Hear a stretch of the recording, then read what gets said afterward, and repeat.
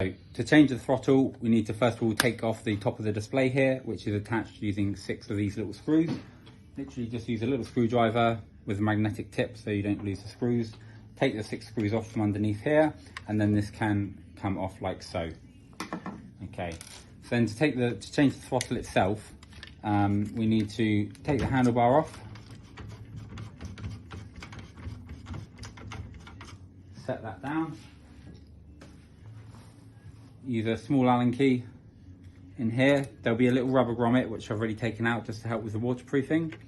Unscrew that.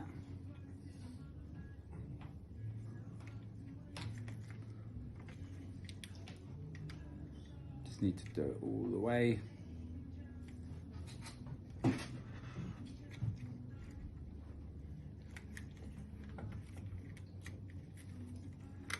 So that can come off. Then this wire goes through the handlebars here and onto the PCB board, which is clipped on. There might be a little blob of glue on it, which I've already removed in this case, but just pull that out. It's a little bit fiddly, like so.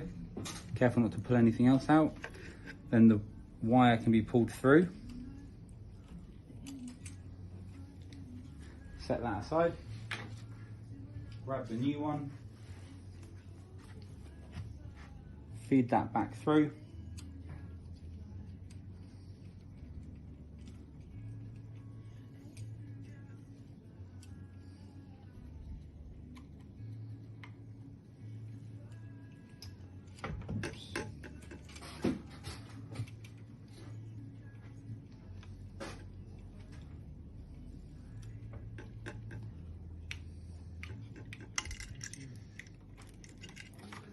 Like so.